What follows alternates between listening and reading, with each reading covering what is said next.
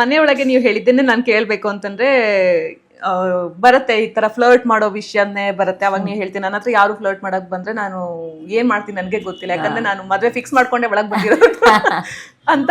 So ಇವಾಗ ನಮಗೆ ಗೊತ್ತಾಗ್ಬೇಕು. ಆಮೇಲೆ ಉಂಗ್ರ ಕಳೆದಕ್ಕೂ ನೀವು ಸಿಕ್ಕಾಪಟ್ಟೆ ಟೆನ್ಷನ್ ಆದ್ರಿ, ಹುಡುಕುದ್ರಿ, ಅದು ಸಿಗೋವರೆಗೂ ನಿಮ್ಮನ್ನ ಒಂದ್ ಕಡೆ ನಿಂತಿರ್ಲಿಲ್ಲ.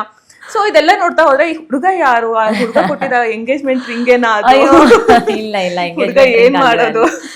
ಎಂಗೇಜ್ಮೆಂಟ್ ರಿಂಗ್ ಖಂಡಿತವಾಗ್ಲೂ ಅಲ್ಲ, ಆತರ ಮದುವೆ ಫಿಕ್ಸ್ ಆಗಿದೆ ಅನ್ನೋದು ಆತರ ಹೇಳಿದ್ದಲ್ಲ ನಾನು. ಅವರು ಅದೇ ಆ ತರದ ವಾತಾವರಣಕ್ಕೆ ನಾನು ಹೋಗೋದು ಬೇಡ, ಆ ಥರದ ದೃಷ್ಟಿಕೋನ ಯಾರಲ್ಲೂ ಬರದೇ ಇರಲಿ ಅನ್ನೋ ಕಾರಣಕ್ಕೆ ಹೇಳಿದ್ದಷ್ಟೇ. ಮದುವೆ ಆಗುತ್ತೆ, ಆದಷ್ಟು ಬೇಗ ಆಗುತ್ತೆ. ಅಪ್ಪ ಅಮ್ಮ ಯಾರ ಜೊತೆ ಮದುವೆ ಮಾಡಿಸ್ತಾರೆ ಅವ್ರಿಗೆ ಕುತ್ತಿಗೆ ಕೊಡ್ತೇನೆ, ಅದರಲ್ಲಿ ಯಾವುದೇ ಅನುಮಾನ ಇಲ್ಲ. ಆ ನಿರ್ಧಾರ ಅಮ್ಮಂದು.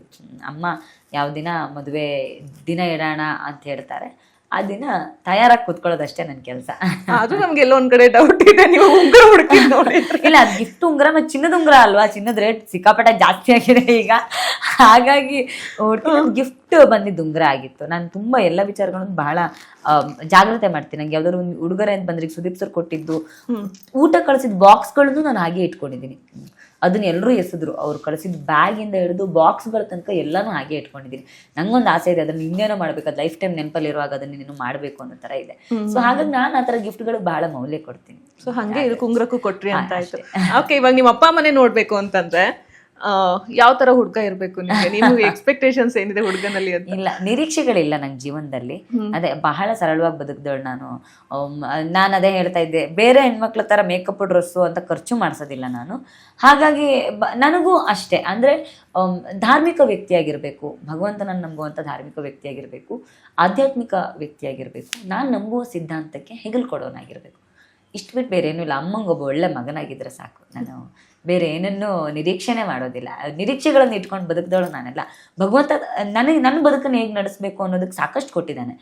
ಇಂಥದ್ದಿಲ್ಲ ಚೈತ್ರನ ಹತ್ರ ಅನ್ನೋದು ನನ್ನ ಬದುಕಿಗೆ ಯಾವತ್ತೂ ಇಲ್ಲ. ಯಾವುದಕ್ಕೋ ಕಡಿಮೆ ಆಗಿದೆ ಚೈತ್ರನ್ಗೆ ಅಂತ ಕೇಳಿದ್ರೆ ಯಾವತ್ತೂ ಬದುಕು ಯಾವುದು ಕಡಿಮೆ ಆಗದೆ ಇರುವಾಗ ಭಗವಂತ ಇಲ್ಲಿ ತನಕ ನಡ್ಸ್ಕೊಂಡ್ ಬಂದಿದ್ದಾನೆ. ಹೆಸರು, ಸಂಪತ್ತು, ಏನು ಕುಟುಂಬ, ಸ್ನೇಹಿತರ ವರ್ಗ, ಪ್ರೀತಿ, ಅಭಿಮಾನ ಎಲ್ಲವನ್ನು ನನ್ನಂಥವಳಿಗೆ ಬೊಗಸೆ ತುಂಬಾ ಬಾಚ್ ಕೊಟ್ಟಿದ್ದಾರೆ ಭಗವಂತ.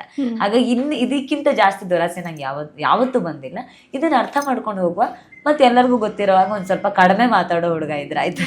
ನಾನು ಮಾತಾಡ್ತಾ ಅವರು ಮಾತಾಡ್ತಾ ಇದ್ರು ಕಷ್ಟ ಆಗ್ಬೋದು, ಕೇಳಿಸ್ಕೊಳ್ಳೋ ಅಂತ ಒಳ್ಳೆ ಮನ್ಸಿನ ಹುಡುಗ ಆದ್ರೆ ಆಯ್ತು ಅಷ್ಟೇ.